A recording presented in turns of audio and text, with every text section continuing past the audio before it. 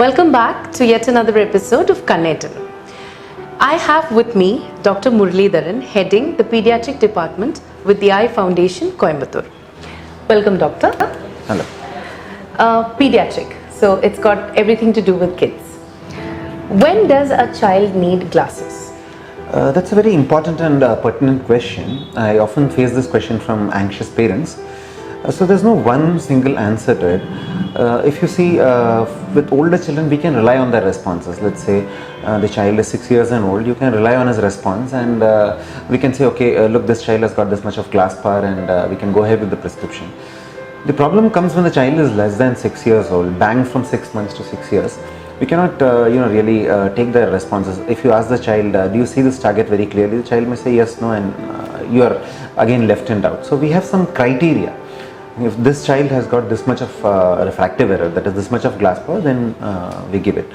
So as I said again, the answer to your question lies in what is the amount of glass power that the child has. If the child has a high glass power, we give the glass power to children when they are very young. So, and if the glass power is a little less, then we can observe the children for a little longer. And sometimes these kids come with squint also. So in those cases, we have a relatively low threshold for prescribing glasses. കുട്ടികൾ ചെറിയ പ്രായത്തിലാണെങ്കിൽ അവരുടെ test ചെയ്ത് അല്ലെങ്കിൽ to understand whether they need glasses is difficult when they're slightly older, like we can rely on their responses. For younger kids, we have certain set tables. Okay, if the child has got this much of glass power, then we rely only on our findings and we go ahead and give the glasses. So should we tell our audience that there is a set age for the kids to be taken for a testing or a eye test cheyan, or in the particular age le pannano, if you have a history appdi edachu irka, is there something like that? We recommend that all kids in the first year of life be evaluated at least once by a pediatric ophthalmologist. All kids in the first year of life, the earlier the better. And if a child, let's say, has low birth weight, that is less than 2 kilos birth weight, or has had issues when the child was born, then we recommend that the children be presented to a pediatric ophthalmologist within 1 month of birth. Otherwise, all these kids should have an evaluation in the first year of life, once in preschool, and then once they join school, there is a school screening program. If there is no school screening program in place, we recommend that these kids be evaluated annually by a pediatric ophthalmologist. Excellent. The most common question, I'm sure almost all our viewers would want to know: is it safe to give cell phones, gadgets, laptops, tablets to children? Okay, so your question can be divided into two parts. One is it safe from a health point of view, and second, is it safe from an eye point of view.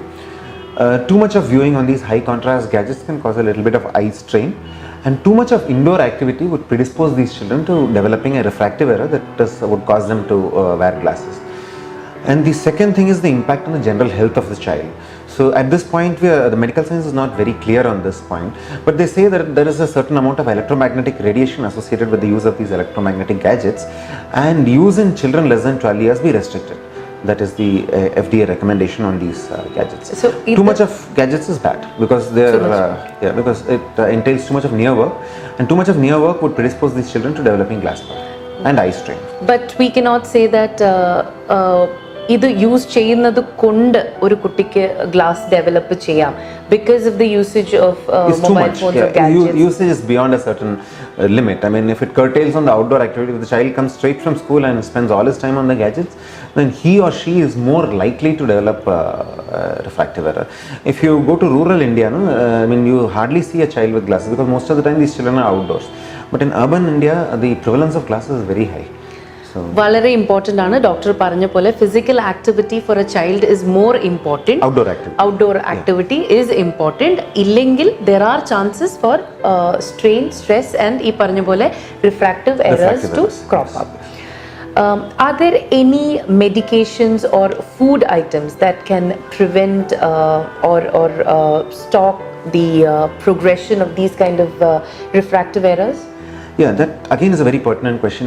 We have anxious parents who have given these children a lot of vitamin pills and stuff with the aim of preventing the glass power. But in reality, vitamins or food supplements do not really have any impact on the refractive error. So currently we have a few measures that can be taken to prevent or to prevent the development of refractive errors or to encourage healthy growth of the eye. One is, as I already told you, outdoor activities, good posture, good lighting, a healthy balanced diet. I mean, I do not recommend any food supplements that would prevent or retard the development of a refractive error. We do have some eye drops which have recently come up. They can prevent further progression in a child who has already developed class bar. If there is a progression over the last 6 months, then we can consider these eye drops only for myopia, only to stall myopia progression. But again, these have to be given in a supervised manner, and only children with certain set criteria should be, they are not over the counter medications, they have to be given only on prescription, and these kids have to be monitored for progression of their refractive error. നമ്മൾ ഈ food അല്ലെങ്കിൽ nutritious diet അല്ലെങ്കിൽ lesser usage of gadgets അല്ലെങ്കിൽ medications if you keep these apart do you think exercising the I can help? Theoretically not, because like if a parent says, I want my child's face to be in a particular shape, that's not possible with the use of exercises. So again, these refractive errors develop because of a change in the shape of the eye, because of a deviation in the shape of the eye from normal. Like if the eye becomes too long, the child develops minus power, and if the eyeball is too short, then the eye develops a plus power. And if the eyeball is spherical, it's not spherical exactly, it's flat on one and steep on the other axis, then they develop a cylindrical refractive error. So this is determined by nature, so there's no way you can artificially influence it by the use of exercise. Most of these eye exercises that many people do is just moving the eyes around, and that is not going to have an impact on the shape of the eye, and no impact on the refractive error. Have we found any alternative? ഈ glass use ചെയ്യല്ല അല്ലെങ്കിൽ specs usage അല്ലാതെ is there any other alternative for the children? Yes, of course. One is that if the child is a little older, let's say 14 years or more, we can use contact lenses. And when they reach teenage, around 18 years of age, we can operate on them. There are a huge bundle of refractive surgeries that are available, LASIK and PRK, ICLs, that they can be done after the age of 18 years. But in less than 14 or 15 years, I don't think there is any alternative, there is any viable alternative to glass. Doctor, നമ്മൾ squint അല്ലെങ്കിൽ കോൺകണ്ണ് എന്ന് പറയുന്നത് a deviated eye. What is the problem with that? Is that a condition, or is it a situation? Yeah, how would it is actually see, none of us have the eyes perfectly straight. We all have a small amount of deviation, but the deviation is very small to be noticed, and nature has its ways and means to keep the eyes straight. So nature has gifted us with two eyes, and the advantage of having both eyes is to have better depth perception, better binocular vision, better stereopsis. Stereopsis is viewing, in common parlance you can call it as viewing in 3D. Viewing in 3D. So all these advantages come only with the use of binocular vision. That is why we have two eyes. And we get binocularity and 3D vision only when the eyes are looking in one direction, when they are straight. As I said, all of us have a small deviation, so squint necessarily need not be pathological, need not necessarily be abnormal. Most of the time our brain keeps the eye straight, keeps the eye in check. So we have something called fusion. So fusion keeps the eye in check. When this fusional mechanism fails, you develop what is called a strabismus or a squint in common parlance. Squint, കോങ്കണ്ണ്, ഇതിന് treatment ഉണ്ട്.